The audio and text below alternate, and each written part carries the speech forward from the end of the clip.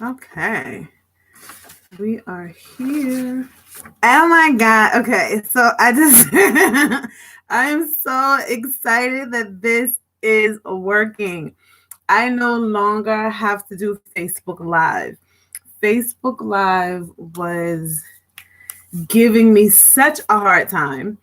And yeah, it was giving me such a hard time. And I'm so glad and so grateful that I don't have to do Facebook Live. Thank God for other platforms. So I am excited. This will be one of many things that I will be doing on this channel. There are some old videos that are up on this channel that I have. So I'm going to put some more that are old up there as well. So I'm going to be doing lives. I'm going to be doing regular YouTube videos just based on grief and loss. So it is exactly 8:15. And I know that people will be joining momentarily. And so just give us a few minutes to gather the collective together. We're going to just chill for a second. But we're here. We are health, and I totally understand, the whole thing of pandemics. But I think even that creates more tension and hysteria, right? Calling it a pandemic. But I get it. Like medically, I get it because that's what it is. But we're here and we will get over there after this. I am excited to do this channel. I do not feel restricted, so you're going to get everything. You're going to get everything on this channel. You're going to get all of Dana and all that I have been called and led to do. So I'm excited. So yeah, if you want to get your notes, get some paper, get something to write with, you want to record this, you can do that. Also, please please comment, and please share so I know that you were here.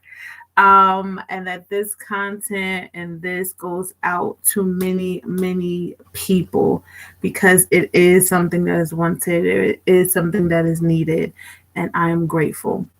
So usually when I do my support group calls, that is the second Wednesday of every month. And I'm taking a pause from doing calls to actually doing these lives. So even though right now it's not the fourth Wednesday of the month, I felt called and led to put this content out here. So usually what I do is in our calls, you state your name, you state where you're calling from, and then what your loss is. So my calls are internationally. So if you ever find yourself out the country, if you find yourself needing to give the call to individuals, it is an international number. So we don't have the issue of it just being domestic. And then when I say state your loss, it's important to, which I think is where we are now. And this particular stream, this particular content is all about loss outside of an individual. And that's important because our lives are changing because of where we are. And we will not be the same. The world will not be the same. However, and still, we are still in a state of loss. And so, yeah, you can, like I said, we're going to talk all about how it goes beyond the loss of an individual, and really this is the grief and loss part, which I am excited to talk about because a lot of this is going to break stigma. A lot of times before, when people used to talk about grief, and loss, they would talk about of a dead individual that they knew. But this is the loss part. This is the part that everyone can understand and relate to. So yeah, and then we go into a 1 minute of silence. We go into that 1 minute of silence to not only ground ourselves collectively as we come together, but for us to reflect back to that loss, reflect back into who we are, because we are human beings bringing our experiences everywhere we go. And so, whatever experience, minute of silence at this point, and the 1 minute will begin now.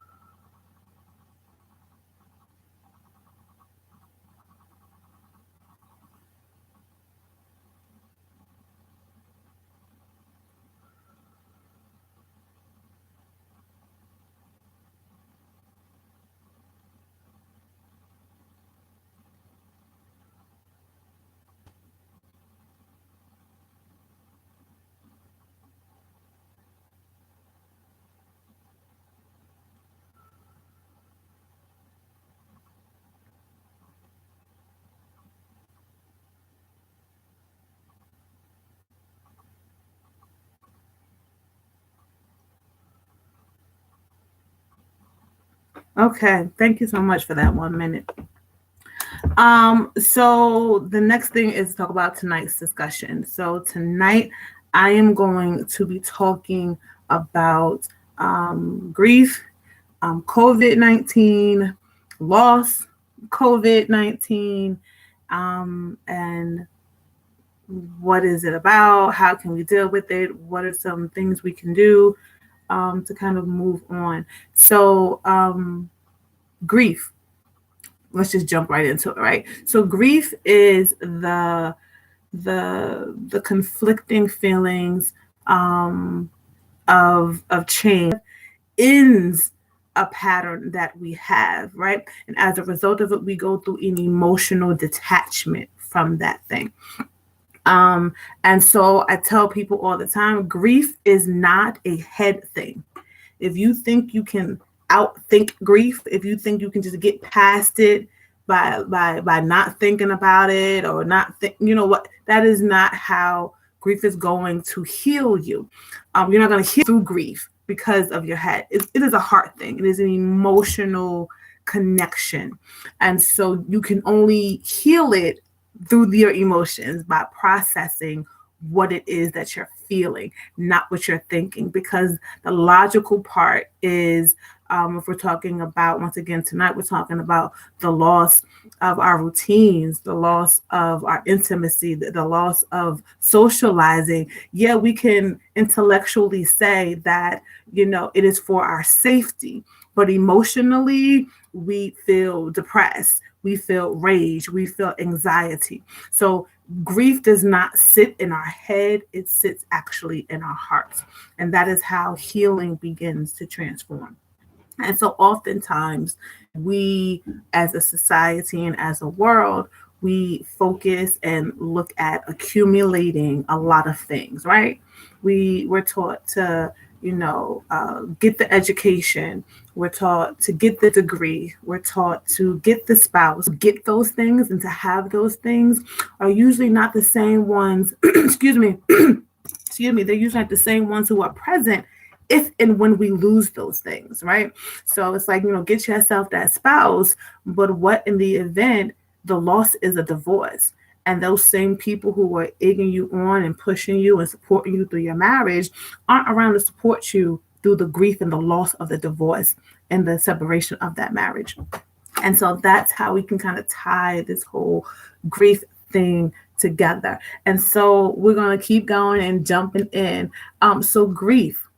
There's an individual, her name is Annie. I believe it's Annie Roiphe, Roiphe.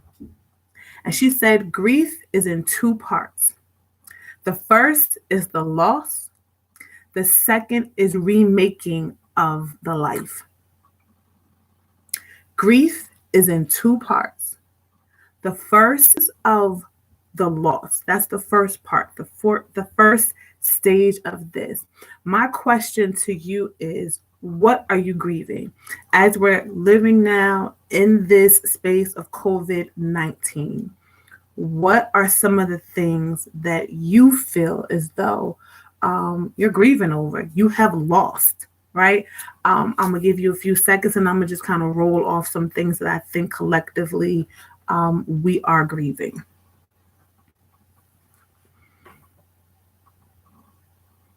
You got them? You got them in your head? Those things? All right, let me run off a couple of items and see if these are some things that you're losing or have lost, right?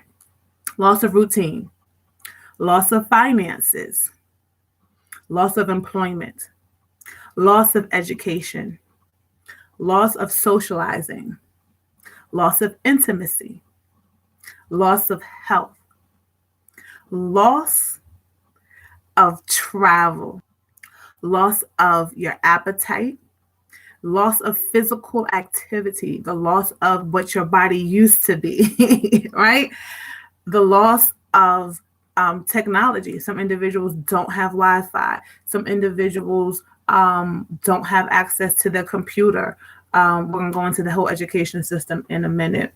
And then the ultimate thing is the loss of life. There are individuals who have lost their life because of COVID-19. So now what? Now you thought about what you're grieving. You can figure out, maybe that list is familiar to you. Maybe there's some things that I didn't list that you have in mind. Put those things in the comment section below as well. Once you figure out what it is you're grieving, the next thing I want you to do is, what dreams or goals were associated with that loss? What dreams or what goals were associated, affiliated, connected to that loss? So I'll use the example of investment. There are individuals who are losing their 401k. And that investment was for, of course, retirement. Retire at a certain age. The dream and the goal was to have the finances to, have that life after retirement. That was the goal. That was the dream. I want you to do that. I want you to please, at this moment, just go to whatever that loss is and literally just write the loss and then right next to it, what was the dream?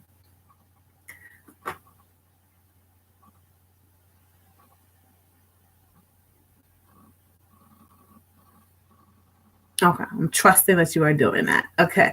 And the reason why it is important to identify what the grief is and to then go into the dream and the goal is you need to move into the second step, which is acceptance. And let me also say this too. On any of the things that I do not follow the 5 stages of grief, which is now soon to be maybe the 6 stages of grief, because they're going to tie another one in there. I do not teach on, educate on the 5 stages of grief. And I'll just do this disclaimer right here in the video, mainly because that theory was connected to who had chronic illnesses, individuals who were facing death. And so they were facing death. They knew death was upon them because of the diagnosis that they had. And it became this kind of study of like what happens when you're going to be facing death. And so that is why I don't educate and teach on it, is because it is connected to chronic illness. So of course, yes, it can bleed into other areas. We're talking now about just general loss. It has that capability. But for me, just the foundation of it lies in that chronic illness. So acceptance, after you kind of You don't kind of, but after you identify what the grief is, then once you go into what the connection was to your dreams or to your goals, now you have to accept the reality of the loss. Because remember, this is a heart thing, not a head thing. Accept the reality of the loss.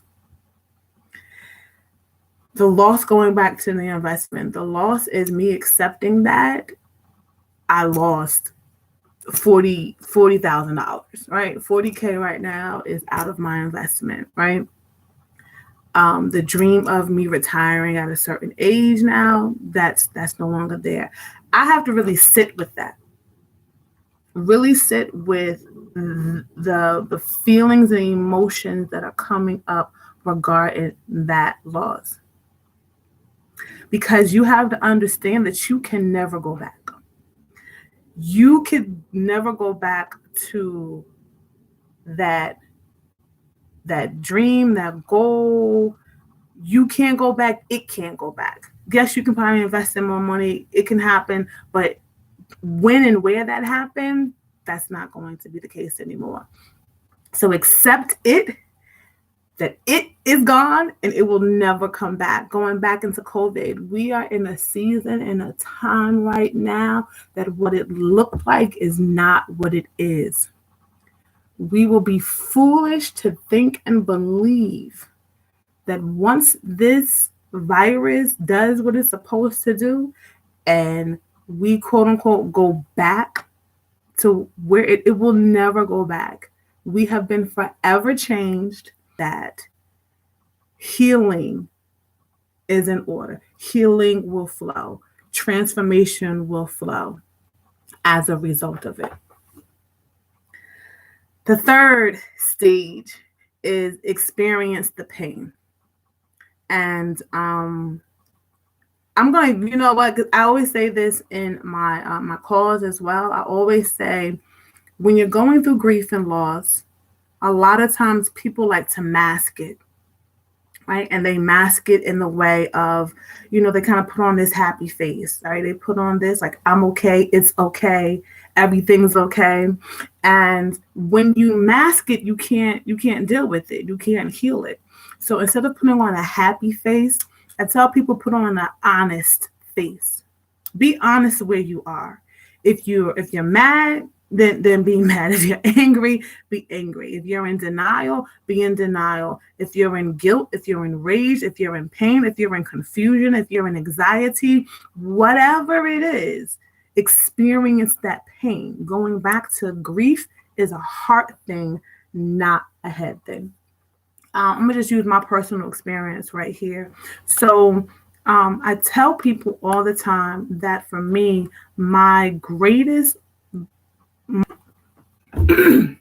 the greatest loss that to this date, the greatest loss that I have experienced was the loss of my business, my first business. So in 2019, I started my own business. I used money from my investment that I had, took it out, cashed it out, used it as capital to start this business that I wanted to do. Had this business, it was thriving, it was moving, it was doing what it was supposed to do. My business partner and I reached a point where we just had a difference, right? We had a difference of how we wanted to kind of do business at that point. So we separated, and I still kept on to the company. And after it was just a lot. It was just a lot for me to do dissolving the company. Now, this company was really my bread and butter. Like it paid the rent, paid the bills, it did all of that.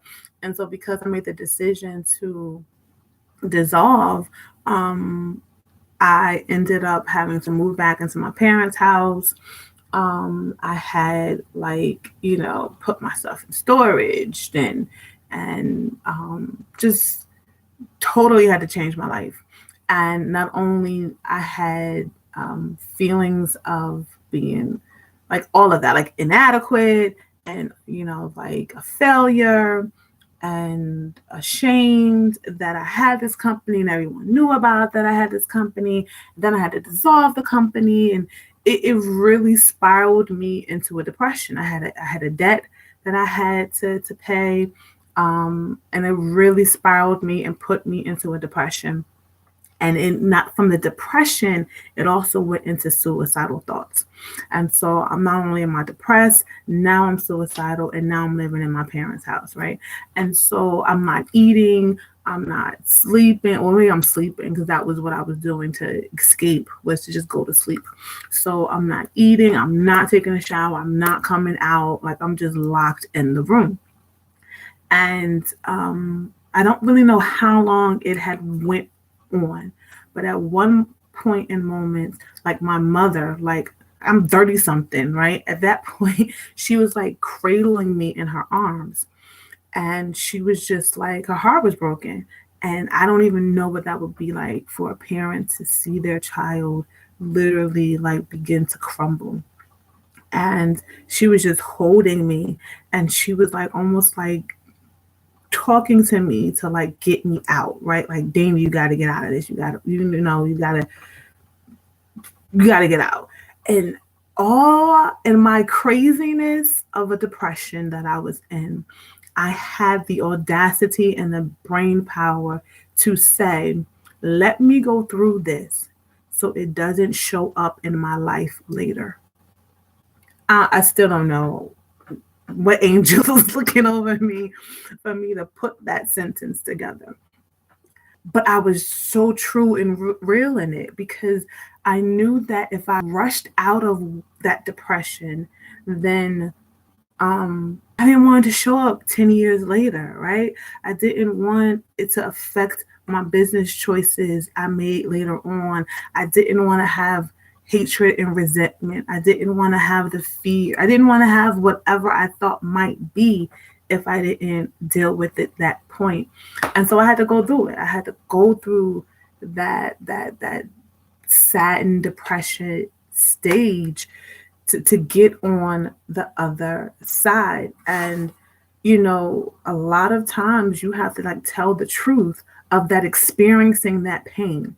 And I'm not saying everyone's going to go to suicide thoughts. I'm not saying everyone's going to go into depression, but some people might go into anger, and some people may go into disappointment, emptiness. Like, we're all going to go through whatever during this season, but don't try to bottle it in. Allow yourself to be in a safe space, whether right now too, there's a whole lot of like online counseling. Use that to your advantage, because you don't want this to show up in other areas of your life. And I say it like this, and I have said it before: if you don't deal with it, and if you don't heal it, it will either take you out, you will take it out on someone else, or both will happen. So if it remains untapped and unhealed, you can self-destruct yourself. If it remains untapped and unhealed, you can hurt other people. If it remains untapped and unhealed, you can do both. You can hurt yourself and hurt someone else. So in this season, in this time that we have, away from the spiritual buildings that we know, away from our places of employment right now, find those moments of the day to just weep, cry, take a run, take a walk, whatever it is, to just release what has been made present because of the loss. And so I said before, there are these two parts. The first is the loss, and the second is the remaking of the life. And so what that entails is more about adjusting to the loss in your environment. And a lot of people now are getting creative. A lot of people now have redesigned, right? Turning their basements into these like homeschooling spaces. Individuals are, working out in a certain section, right? Not everyone has the ability to, go outside and be on the terrace or the balcony or the backyard. So people are finding creative ways to utilize their space. And that's what you want to do. You want to find ways to adjust to the loss in your new environment. It could very well be bringing objects that remind you of what it is that you've lost, and or removing those objects that remind you of that loss. We talk once again about like losing individuals. Sometimes seeing a picture of the individuals can be a trigger. So some people will remove the image of the individual from their personal living space, right? Or some people get encouraged by that, by having a picture of that individual gives them solace and comfort. So what you want to do is you want to find ways to introduce and redesign your space of where you are right now. And then the last thing, in terms of remaking this life that you have, you want to invest in a new reality, into a new experience. The best thing, once you go through all of the identifying what it is, what were the goals and dreams that were attached to it, the acceptance of it, the experience of the pain, and then adjusting to the new environment, invest in a new reality. Once again, we will not be able to go back to the way that it was. And if you believe that, then yes, you are still in and going back into that investment. The new reality or the new experience could be that maybe you're not going to invest into a 401k. Maybe you're going to, buy stocks into your favorite company, right? Or maybe you just want to do investments altogether, right? It's creating whatever new experience that's going to work well for you in this time and season. As we kind of go through this time of fear and uncertainty and loss of connection, no, we still have the ability to trust. And so I'm going to close it out on this part. And this is where I get to kind of to add a spiritual outside of our human existence that we have. And so I have two messages I want to give to everybody. The first one is whatever spiritual entities that you believe in. This is the time to trust, to not just trust the process, not just to trust you, just to trust. Trust that all things will be made well. Trust that you are healthy. Trust that your friends and your family members are healthy. Because when you're able to trust, you can see things beyond this current situation. You can see that there is more to have, to be, to create. Once you look beyond this, once you go through all of that I provided with you, trust me that you'll be able to see from a whole nother lens. And in that, you'll be able to create. A lot of people are using this time of being home, reducing their levels of stress, creating that new experience with family and friends and loved ones, and seeing beyond this. And like, okay, well, now I get to plan this trip with them now. Look to see, how to get, the tax ID number. Like, this is the time and the space. And someone else said it to me, and I'll say it here, where it was like, every time people were like, well, why didn't you do this?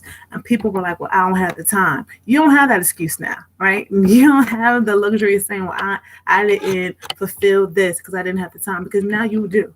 You have the time to put that business plan, to call that loved one, to reconcile, your relationships that you have with people. You have the time to do so.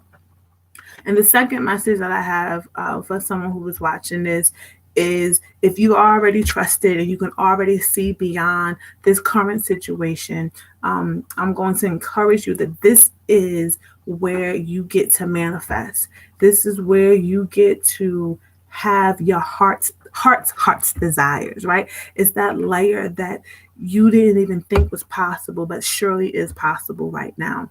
And so once you're able to face your fears, once you're able to look at, whatever self-talk that you have talked yourself out of into manifesting, once you're able to heal that and deal with that, just breathe. Write out all your, I feel tell everybody else, write out all your fears, whatever your fears are, right? It's called shadow work. Write all your fears out and then just let it go. Burn a sheet of paper, throw it away, whatever you want to do. But identify what those feelings are, what those fearful feelings are, and let it go. Breathe it out, that it will never come back again. And there will be a newness that will come out. There will be a love that will come out. There will be a joy that will penetrate your spirit. And anything that you want to be manifested will come to be. Take this time to meditate. Take this time to read. It'll be ignited. It'll be, once this is over, it's almost like you're already like just ready to be taken off and to just go. So those are just two separate messages that I felt led to share with individuals who are watching this. And so I want to thank everyone. Let me also say this too. I'm gonna give this out. Another self-disclosure. This is the first video live on this platform. I was doing this on Facebook Live. When we talk about loss, I'm gonna give you another true example before I leave you guys.